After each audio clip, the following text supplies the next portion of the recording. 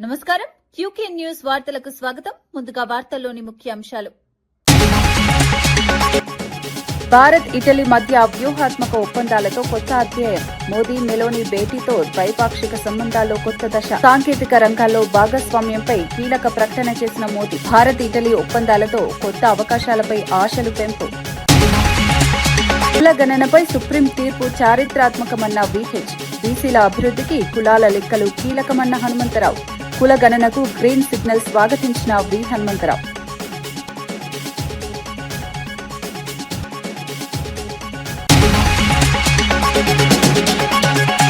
జువ్వలదిన్నె హార్బర్పై చంద్రబాబు మాటలు అబద్దాలన్న కాకాని. 80% పనులు జగన్ హయాంలోనే పూర్తయ్యాయన్న కాకాని. పూర్తయిన పనులను తమ ఖాతాలో వేసుకోవడం మోసమన్న మాజీ మంత్రి.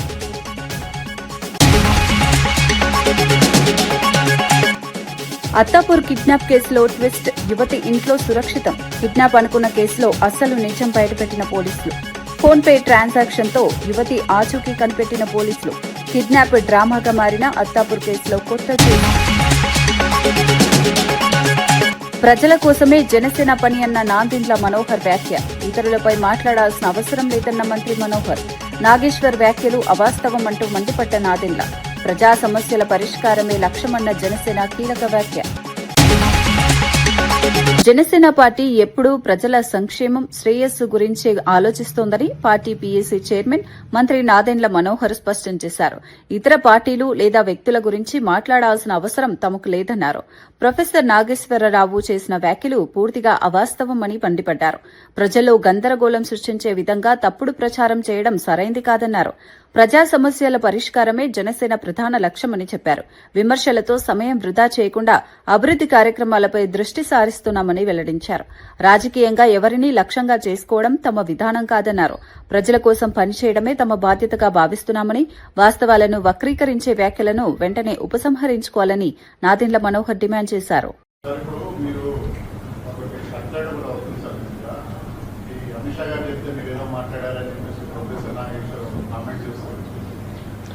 అంటే ప్రొఫెసర్ నాగేశ్వరరావు గారి పైన నాకు చాలా గౌరవం ఉందండి. అంటే నేను సభాపతిగా ఉన్నప్పుడు ఆయన శాసన మండలి సభ్యులుగా ఉన్నారు, చాలా సీనియర్ ఆయన. ఎందుకు ఆ విధంగా మాట్లాడారో మన నాకు తెలియదు, ఎవరు మాట్లాడారో కూడా తెలియదు. అది పూర్తిగా అవాస్తవం. అది దయచేసి ఆయన ఉపసంహరించుకోవాలి. అది కరెక్ట్ కదా ఇన్ఫర్మేషన్. ఎందుకంటే జనసేన పార్టీ ఎప్పుడు కూడా ఆంధ్రప్రదేశ్ రాష్ట్ర ప్రజలు బాగుండాలి, ఎన్డీఏ కూటమిలో మా బాధ్యత, కూటమి మరింత బలోపేతం అవ్వాలని పవన్ కళ్యాణ్ గారు ఎప్పుడు కూడా అహర్నిశలు కృషి చేస్తూ ఉంటారు. ఇతర పార్టీల గురించి మేము వెళ్ళి చర్చించాల్సిన అవసరం అసలు లేదు. ఆ సంభాషణ అసలు ఏనాడు కూడా జరగలేదు. అది చాలా పొరపాటు. అది నాగేశ్వరరావు డెఫినెట్గా అది విత్డ్రా చేసుకోవాలని భావిస్తాను. ఇటలీ చారిత్రక రాజధాని రోమ్ వేదికగా భారత్ ఇటలీ దేశాల మధ్య సంబంధాలు కొత్త దశలోకి అడుగుపెట్టాయి. ప్రధాని మోదీ, ఇటలీ ప్రధాని జార్జియా మెలోనీ నేతృత్వంలో ఇరు దేశాలు పలు కీలక రంగాల్లో వ్యూహాత్మక ఒప్పందాలు కుదుర్చుకున్నాయి. ద్వైపాక్షిక చర్చల అనంతరం ఇరువురు నాయకులు మీడియాతో మాట్లాడారు.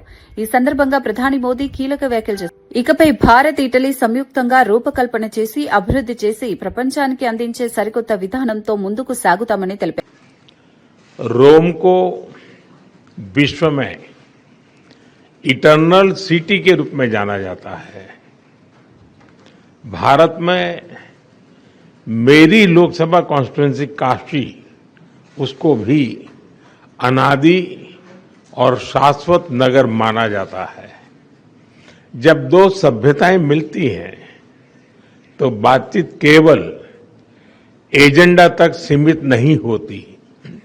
इसमें इतिहास की गहराई, भविष्य की दृष्टि और मित्रता की सहजता तीनों साथ दिखाई देते हैं. फ्रेंड, पिछले लगभग 3.5 वर्षों में मुझे कई बार प्राइम मिनिस्टर मेलोनी से मिलने का अवसर मिला है. यह भारत और इटली के बीच करीबी सहयोग और सामंजस्य को दर्शाता है. उनके नेतृत्व में हमारे संबंधों को नई गति, नई दिशा और नया आत्मविश्वास मिला है. मुझे खुशी है कि हम अपने संबंधों को अपग्रेड करते हुए स्पेशल स्ट्रेटेजिक पार्टनरशिप की घोषणा कर रहे हैं। फ्रेंड्स, आज की बैठक में हमने हमारी भावी साझेदारी को और सशक्त बनाने के लिए विस्तृत रूप से चर्चा की। भारत Italy joint strategic action plan 2025 to 2029 हमारी साझेदारी को एक प्रैक्टिकल और फ्यूचरिस्टिक ढांचा प्रदान करता है। हम इस पर समयबद्ध तरीके से आगे बढ़ रहे हैं। हमारे साझा प्रयासों में द्विपक्षीय व्यापार के 20 बिलियन यूरो के लक्ष्य की ओर तेजी से बढ़ रहा है। भारत में मौजूद 800 से अधिक వరంగల్ భద్రకాళి అమ్మవారిని మంత్రి కొండా సురేఖ దర్శించుకుని ప్రత్యేక పూజలు నిర్వహించారు. అనంతరం సరస్వతి అంత్య పుష్కరాల ఏర్పాట్లపై కీలక వివరాలు వెల్లడించారు. పుష్కరాలకు సంబంధించిన అన్ని ఏర్పాట్లు పూర్తయ్యాయని చెప్పారు. ప్రభుత్వం ఈ మహోత్సవాల కోసం 200 కోట్లకు పైగా నిధులు కేటాయించిందన్నారు. 10 రోజుల పాటు జరిగే ఈ ఉత్సవాల్లో 10 మంది పీఠాధిపతులు పాల్గొంటారని తెలిపారు. భక్తులకు ఎలాంటి ఇబ్బందులు లేకుండా అన్ని సౌకర్యాలు కల్పించేందుకు ప్రత్యేక చర్యలు తీసుకున్నామన్నారు. రవాణా, తాగునీరు, వైద్య సేవలు, భద్రత వంటి అంశాలపై ప్రత్యేక దృష్టి పెట్టామని చెప్పారు. భారీగా భక్తులు తరలివచ్చే అవకాశం ఉన్నందున అధికారులు అప్రమత్తంగా పనిచేస్తున్నారని వెల్లడించారు.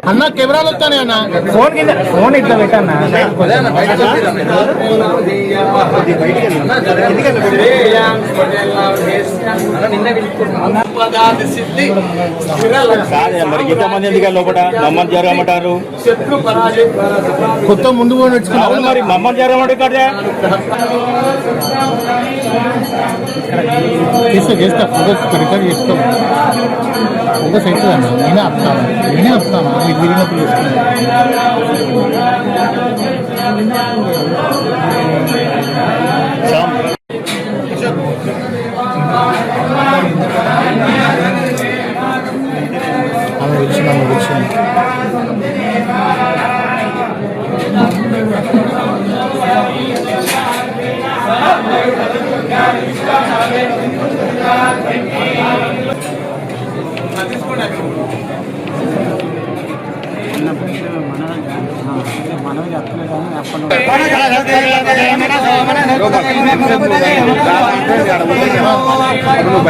అది మనమే చూసుకుంటాం.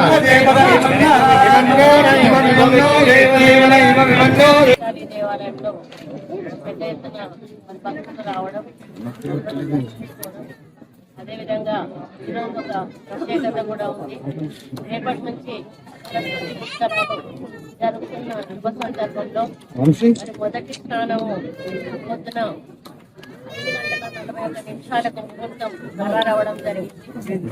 ఆ సమయంలో మరి పుష్కర స్నానం చేయడానికి కంచి పీఠాధిపతులైనటువంటి శ్రీ శ్రీ శ్రీ విజయేంద్ర సరస్వతి స్వామి గారు మరి వేం చేస్తున్నారు.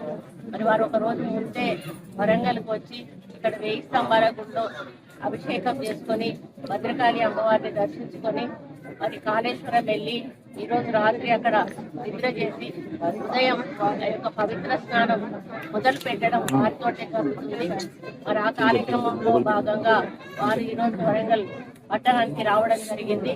ఇది మనకు అందరికీ కూడా మహాభాగ్యంగా చెప్పుకోవాల్సిన అవసరం ఉన్నది. మరి పుష్కరాలు గతంలో ఆది పుష్కరాలు చాలా పెద్ద ఎత్తున సరస్వతి పుష్కరాలు విజయవంతంగా చేయగలిగాము. కానీ అప్పుడు కొంత వర్షాకాలం ఉండడం వలన భక్తులకు ఇబ్బంది జరిగింది. మళ్ళీ ఈసారి అంత్య పుష్కరాలు 21 నుంచి వచ్చే నెల 1 వరకు కూడా నిర్వహించబడతా ఉన్నాయి. దీనికి గాను ప్రభుత్వం నుండి 30 కోట్ల రూపాయలు కూడా మరి ముఖ్యమంత్రి గారు కేటాయించడం జరిగింది. అక్కడ పనులన్నీ కూడా పూర్తి చేసి అన్ని సౌకర్యాలు కూడా భక్తులకు ఏర్పాటు చేయడం జరిగింది. ఈ స్వామి గారు ఒక రోజు చేసిపోతే మరి రోజు ఒక స్వామి గారు అంటే ఒక్కొక్క పీఠాధిపతులను కూడా మరి ఈ 10 రోజుల కార్యక్రమంలో భాగంగా ఒక్కొక్క రోజు ఒక్కొక్కరిని కూడా పిలిచి మరి వారి ద్వారానే మొదటి స్నానము మొదలు పెట్టడం జరుగుతుంది. అవే కాకుండా సాయంత్రం పూట మరి గంగా హారతి అనేది కూడా రోజు ఇవ్వడం జరుగుతుంది. గోదావరి హారతి, మనం గోదావరి పక్కన ఉన్నాం కాబట్టి ఆ హారతితో పాటు ఆ హారతి అయిపోయిన తర్వాత సాంస్కృతిక కార్యక్రమాలు కూడా ఈ 10 రోజులు కూడా మరి నిర్వహించబడతాయి. భక్తులకు ఎటువంటి ఇబ్బంది లేకుండా మరి వికలాంగులకు కానీ, వృద్ధులకు కానీ, అదేవిధంగా చిన్నపిల్లల తల్లులకు కానీ కూడా ఎటువంటి ఇబ్బంది కాకుండా ఏర్పాట్లు చేయడం జరిగింది. చాలా మంది వాలంటీర్లను కూడా మరి నియమించడం జరిగింది. అన్ని శాఖలకు కూడా మరి వారికి ఆదేశాలు ఇస్తూ ఎవరి శాఖ వారు మరి రెస్పాన్సిబిలిటీ తీసుకుంటూ అన్ని శాఖల కోఆర్డినేషన్ తోటి వచ్చేటువంటి భక్తులకు ఎటువంటి ఇబ్బంది కాకుండా చూసుకోవాల్సిన బాధ్యత మరి అప్పచెప్పడం జరిగింది. మరి గతంలో జరిగిన మరి ఆది పుష్కరాలలో భాగంగా ఏ విధంగానైతే మరి మేము సేవలు అందించామో ఈ అంత్య పుష్కరాలలో కూడా అదే పెద్ద ఎత్తున సేవలు అందించడం జరుగుతూ ఉంది. అత్తాపూర్ కిడ్నాప్ కేసులో ఊహించని మలుపు చోటు చేసుకుంది. కిడ్నాప్ అయినట్లు భావించిన యువతి ఎలాంటి ప్రమాదంలో లేదని పోలీసులు నిర్ధారించారు. మలక్పేటలోని తన ఇంట్లోనే ఆమె సురక్షితంగా ఉన్నట్లు గుర్తించారు. రత్నదీప్ సూపర్ మార్కెట్లో జరిగిన ఫోన్పే ట్రాన్సాక్షన్ ఆధారంగా పోలీసులు యువతి ఆచూకీని గుర్తించారు. విచారణను వేగవంతం చేసిన అధికారులు సీసీటీవీ ఫుటేజ్, ఫోన్ లొకేషన్ ఆధారంగా పూర్తి వివరాలు సేకరించారు. ఈ ఘటనపై అనేక అనుమానాలు వ్యక్తమైన నేపథ్యంలో రాజేంద్రనగర్ జోన్ డీసీపీ శ్రీనివాస్ కీలక విషయాలు వెల్లడించారు. యువతిని ఎవరూ కిడ్నాప్ చేయలేదని, కారులో తీసుకెళ్లింది ఆమె స్నేహితులేనని స్పష్టం చేశారు. దీంతో కిడ్నాప్ కథనంగా ప్రచారం జరిగిన ఈ వ్యవహారం చివరికి డ్రామాగా మారింది. ఘటనపై పోలీసులు మరింత విచారణ కొనసాగిస్తూ పూర్తి వివరాలు సేకరిస్తున్నారు. ప్రకారం ఒక ఇనిషియల్ గా ఒక కేసు రిజిస్టర్ చేయడం, అదే విధంగా దాని తర్వాత ఇన్వెస్టిగేషన్ స్టార్ట్ చేస్తాము. సో ఈ రోజు మధ్యాహ్నం ఎవరైతే విక్టిమ్ ఉన్నారో ఆ విక్టిమ్ ని వారి సొంత ఇంట్లో మా టీమ్స్ వెళ్ళి ఆ విక్టిమ్ ని అక్కడ ట్రేస్ చేసుకోవడం జరిగింది.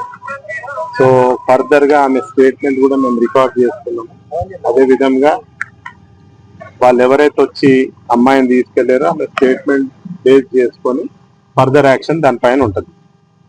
సో విత్ ఇన్ ది వాళ్ళ సేమ్ ఏదైతే ఫ్రెండ్స్ అండ్ వాళ్ళ పరిచయస్తులు ఉన్నారో వాళ్ళందరని ఆమె చెప్తా ఉంది. ఇంకా ఫర్దర్ గా ఆమె స్టేట్మెంట్ రికార్డ్ అయిన తర్వాత the next further of action దానిపైన ఆధారపడి ఉంది. సెక్యూరిటీ ఫిర్యాదులో సెక్యూరిటీ దాంట్లో వాళ్ళే కంప్లైనెంట్, ఆ జాయ్ హాస్పిటల్ వాళ్ళే ఉన్నారు. ఆ కంప్లైనెంట్ లో పిటిషన్ లో ప్రాపర్ గా అది మెన్షన్ చేస్తుంది.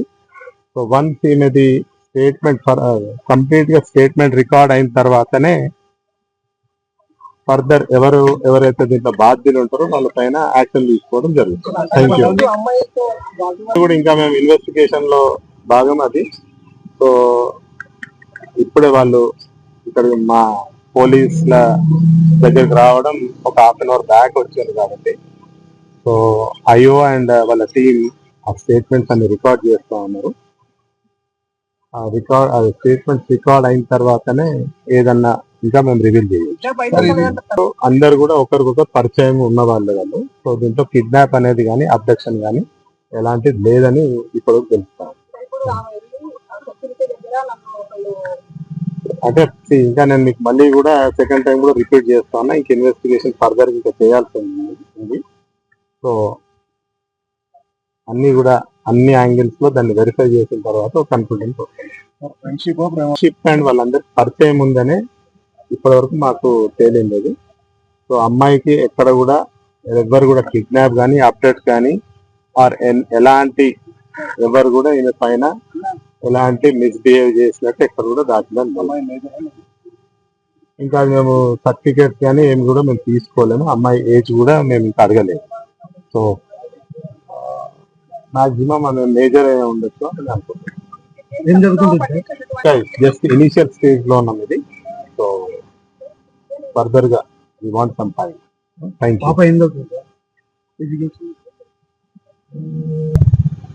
Right, thank you. తమ ప్రాంతంలో కేంద్ర విద్యాలయం ఇంటిగ్రేటెడ్ స్కూల్ ఏర్పాటు కోసం ప్రభుత్వం కీలక నిర్ణయం తీసుకుందని ఎమ్మెల్యే అడ్లూరి లక్ష్మణ్ తెలిపారు. గతంలో రైతుల ప్రయోగాల కోసం వినియోగించిన విలువైన ప్రభుత్వ భూమిని విద్యాసంస్థల ఏర్పాటుకు కేటాయించేలా ప్రభుత్వం చర్యలు చేపట్టిందన్నారు.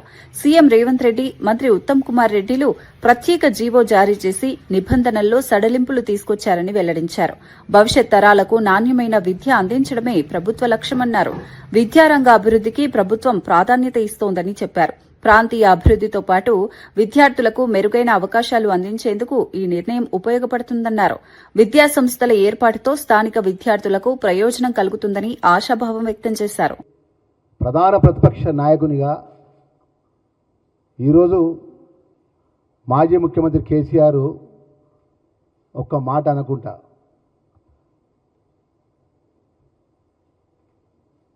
రాష్ట్ర ముఖ్యమంత్రిని పట్టుకొని నోటికి వచ్చేస్తంత మాట్లాడుతున్నావు కదా, మేము ఇక్కడి నుంచి ఇప్పుడు మాట్లాడలేమా?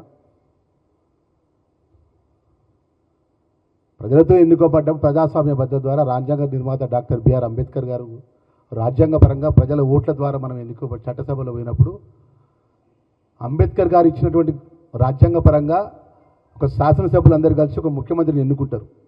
ఒక ముఖ్యమంత్రి కుర్చీని పట్టుకొని వ్యక్తిగతంగా నువ్వు మాట్లాడమనేది ఎంతవరకు సమంజసం అని చెప్పి అంటున్నాం. నీ భారతీయ జనతా పార్టీ లెక్క నాగ్పూర్లో కూర్చొని మీ ఆర్ఎస్ఎస్ సంబంధించినటువంటి వ్యూహం ఏదైతే ఉంటుందో ఆ వ్యూహాన్ని అమలు చేసే కాంగ్రెస్ పార్టీ కాదు.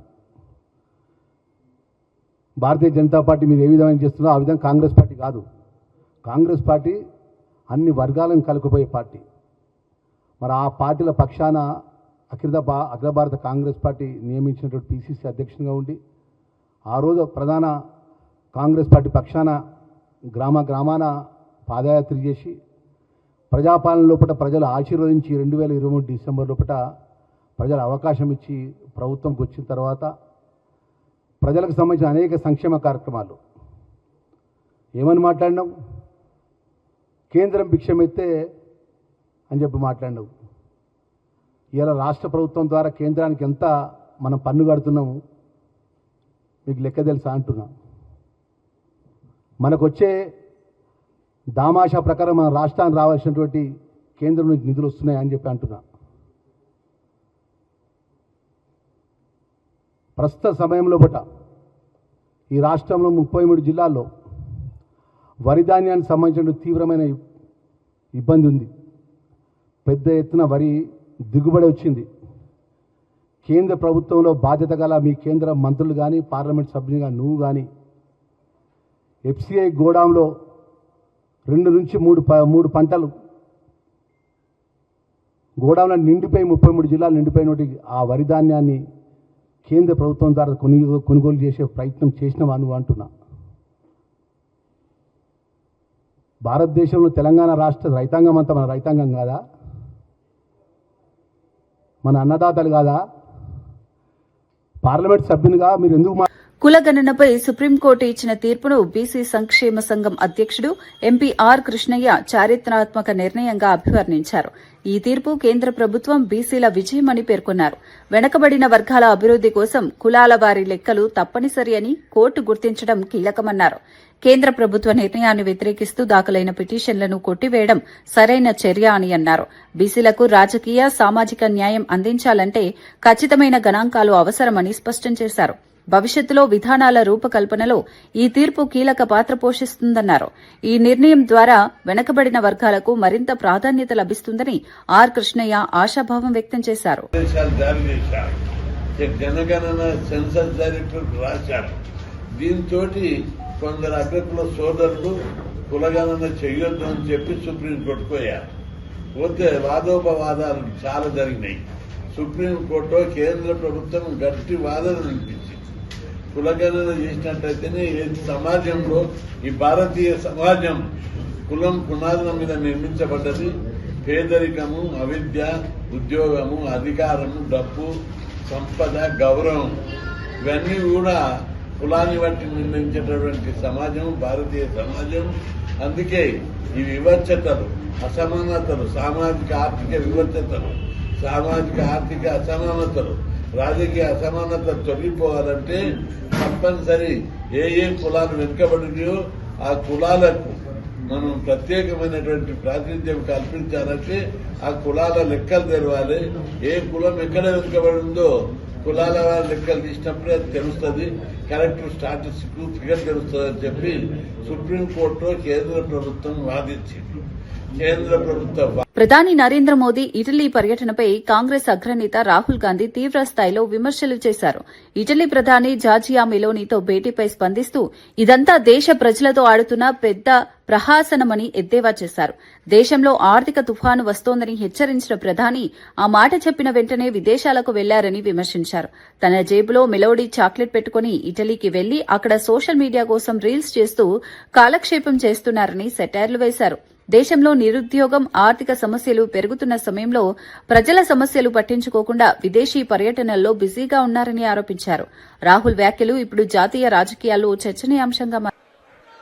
कम पेट्रोल का प्रयोग करो, सोना मत खरीदो, इलेक्ट्रिक गाड़ी खरीदो और विदेश में दौरा मत करो।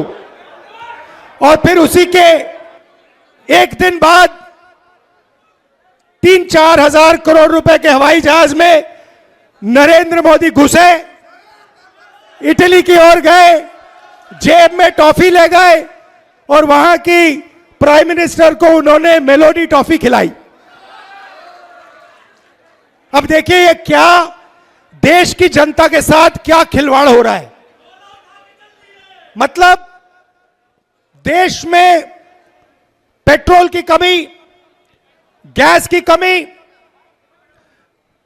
बिजनेस बंद हो रहे हैं, फैक्ट्रियां बंद हो रही हैं, महंगाई बढ़ती जा रही है, किसानों को खाद नहीं मिलेगी, पूरा का पूरा इंडस्ट्रियल सिस्टम हिलेगा। समय आने वाला है।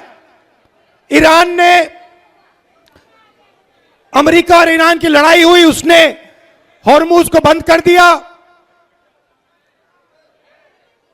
20% तेल मार्केट से हट गया और नरेंद्र मोदी एकदम मेलोनी जी के पास जाते हैं, उनको टॉफी खिलाते हैं और ऐसे रील बनाते हैं। నెల్లూరు జిల్లా జువ్వెలదిన్నె ఫిషింగ్ హార్బర్ వివాదంపై మాజీ మంత్రి కాకాని గోవర్ధన్ రెడ్డి తీవ్ర విమర్శలు చేశారు. కూటమి ప్రభుత్వం ప్రజలను తప్పుదారి పట్టిస్తోందని ఆరోపించారు. ముఖ్యమంత్రి చంద్రబాబు నాయుడు చెప్పేవన్నీ పచ్చి అబద్దాలని మండిపడ్డారు. గత వైఎస్సార్సీపీ ప్రభుత్వ హయాంలో వైఎస్ జగన్మోహన్ రెడ్డి చొరవతో 80% పైగా పనులు పూర్తయ్యాయని తెలిపారు. కనీసం తట్టెడు మట్టి కూడా వేయని వారు ఇప్పుడు తామే పనులు చేశామని చెప్పుకోవడం సిగ్గుచేటన్నారు. అభివృద్ది పనులను రాజకీయంగా ప్రచారం కోసం ఉపయోగించుకోవడం తగదన్నారు. ఇప్పటికే పూర్తయిన పనులను తమ ఖాతాలో వేసుకోవడం ప్రజలను మోసం చేయడమేనని కాకాని తీవ్ర వ్యాఖ్యలు చేశారు. సంబంధించి లేనిపోయినని నేను 80% పూర్తి చేశా, 288 కోట్లు తెచ్చా, ₹1 తట్టెడు మట్టి వేశావా? ₹1 ఖర్చు పెట్టకుండా తట్టెడు మట్టి అయినటువంటి నువ్వు 288 కోట్ల రూపాయలు ఖర్చు పెట్టాం, 80% పూర్తి అని చెప్పి ఏమాత్రం సిగ్గు లేకుండా బిడే లేకుండా మాట్లాడావంటే నిజంగా ఆలోచించారు. జగన్మోహన్ రెడ్డి గారు చేసినటువంటి పని. జగన్మోహన్ రెడ్డి గారు జువ్వెలదిన్నె ఫిషింగ్ హార్బర్ మత్స్యకారులకు ప్రారంభించింది. జగన్మోహన్ రెడ్డి గారు ఫిషింగ్ హార్బర్లు ప్రారంభించాడు ఆ రోజు ఆయన హయాంలో. ఫిష్ ల్యాండింగ్ సెంటర్లు ప్రారంభించాడు ఆయన హయాంలో. మత్స్యకారులందరికీ ఆ రోజు రాష్ట్రం మొత్తం మీద 4 పోర్టులుంటే ఆ 4 ప్రదేశాల్లో 6 పోర్టులుంటే కొత్తగా 4 పోర్టులు అదనంగా తెచ్చాడు. ఆ రోజు ఆయన ముందు 6 పోర్టులుంటే 4 పోర్టులు అదనంగా తీసుకురావడంతో పాటు ఆ 4 పోర్టులతో పాటు కూడా మరొక 10 ఫిషింగ్ హార్బర్లు తీసుకురావాలని చెప్పి 10 ఫిషింగ్ హార్బర్లు శాంక్షన్ చేయించాడు. ఒక మ్యాప్ గీసి రాష్ట్రంలో ఎక్కడ మత్స్యకార కుటుంబాలు ఉన్నాయి, ఆ మత్స్యకార కుటుంబాలు ఉన్నటువంటి ఆ తీర ప్రాంతంలో ఏ విధంగా వీళ్ళకి మనం మేలు చేయాలి అని ఆ ఫిషింగ్ హార్బర్ కానీ ఫిష్ ల్యాండింగ్ సెంటర్స్ కానీ ఏర్పాటు చేసినటువంటి ఘనత జగన్మోహన్ రెడ్డి గారికి అయితే, జగన్మోహన్ రెడ్డి గారు తీసుకొచ్చినటువంటి ఆయన హయాంలో జరిగినటువంటి అభివృద్ధి తాను చేసినట్టుగా ఈరోజు మాట్లాడడం అనేటువంటిది సిగ్గు చేయటటువంటి పని. నీకు ఒకవేళ తెలియకపోతే గుర్తు చేసుకో. మరలా చెప్తున్నాం, 26,000 కోట్ల రూపాయలతో పోర్టులు కానీ ఫిషింగ్ హార్బర్లు కానీ ఫిష్ ల్యాండింగ్ సెంటర్లు కానీ జగన్మోహన్ రెడ్డి గారి హయాంలో నిర్మించడం జరిగింది. ఈరోజు నువ్వు చూస్తే 16,000 కోట్ల రూపాయలతో 4 పోర్టుకు జగన్మోహన్ రెడ్డి గారు శ్రీకారం చుట్టాడు. 3,800 కోట్ల రూపాయలతో 10 ఫిషింగ్ హార్బర్లు. ఏపీలో విజయవంతంగా అమలవుతున్న స్త్రీశక్తి పథకంపై సోషల్ మీడియాలో జరుగుతున్న ప్రచారం పూర్తిగా తప్పుడు సమాచారమని టీడీపీ రాష్ట అధికార ప్రతినిధి అప్పసాని రాజేష్ మండిపడ్డారు. వైఎస్సార్సీపీ కావాలని ప్రజల్లో అపోహలు సృష్టించే ప్రయత్నం చేస్తోందన్నారు. కేంద్రం నుంచి రాష్ట్రానికి పీపీపీ విధానంలో 1050 ఈవీ బస్సులు రానున్నాయని తెలిపారు. దీన్ని ఆర్టీసీ ప్రైవేటీకరణగా చిత్రీకరించడం పూర్తిగా తప్పుదారి పట్టించడమేనన్నారు.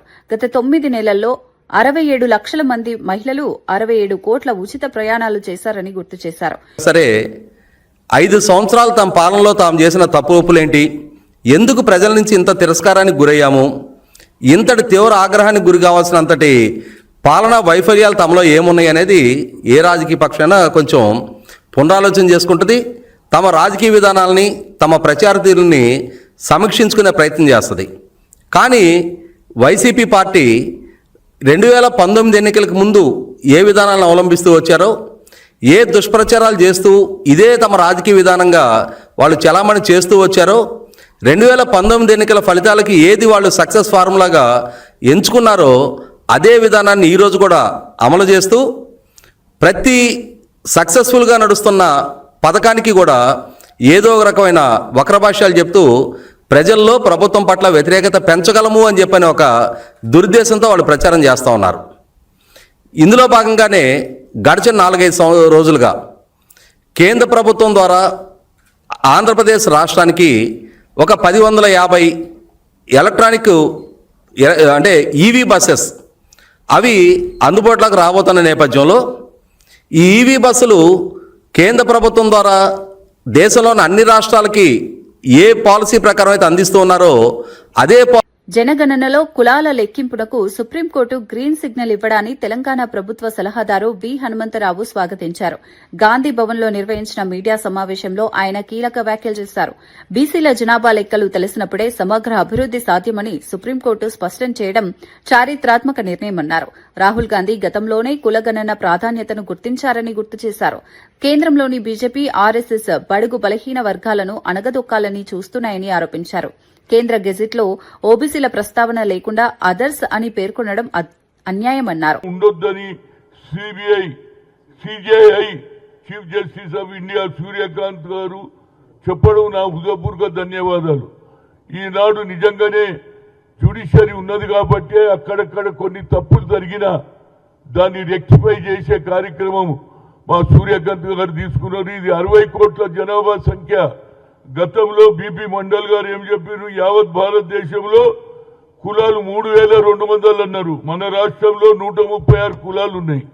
దీనికి రాహుల్ గాంధీ గారు ఎప్పుడైతే కన్యాకుమారి నుంచి కశ్మీర్ వరకు మ్యారథాన్ పాదయాత్ర చేసి 4500 కిలోమీటర్లు నడిచిన తర్వాత జనం సంగతి తెలుసుకున్నారు, నిరుద్యోగుల సంగతి తెలుసుకున్నాడు, రైతుల సంగతి తెలుసుకున్నాడు, పేదవాని సంగతి తెలుసుకొని అప్పుడు అన్నాడు, నేను ఇప్పటి వరకు ఎస్సీ ఎస్టీలకే అన్యాయం అనుకున్నా, వారికంటే ఎక్కువ బీసీలకు అన్యాయం జరుగుతుందని ఆయన ఒక కాల్ ఇచ్చిండు. We come to the power, will conduct caste wise census, అంతటితో అగలే జితినా ఇస్సేదారి ఉత్తి భాగీదారి అన్నాడు. జితినా తర్వాత ఆయన జితినా ఆబాదీ ఉన్కా హక్ అన్నాడు. వాహ్, అదే ఇవాళ నిర్ణయం అయింది. రాహుల్ గాంధీ గారు ఏ ఆలోచన చేశారో, గతంలో ఇందిరాగాంధీ గారు కూడా వాళ్ళ నానమ్మ ఆ రోజులలో దున్నేవాడికే భూమి, పేదలకు భూ సంస్కరణ అమలు చేసి ఒక్కొక్క దొర దగ్గర 400 ఎకరాలు 500 ఎకరాలు ఉండే, పేదమంది దగ్గర 1 ఎకరం కూడా లేదని ఆలోచన చేసి ఆ రోజులలో భూములు పంచిపెట్టింది మా అమ్మ. 20 అంశాల కార్యక్రమంలో బడుగు బలైన వర్గాలకు న్యాయం చేసింది. అదే కోవలో ఉన్నటువంటి, అదే బ్లడ్ లో ఉన్నటువంటి రాహుల్ గాంధీకి ఒక మంచి ఆలోచన వచ్చింది.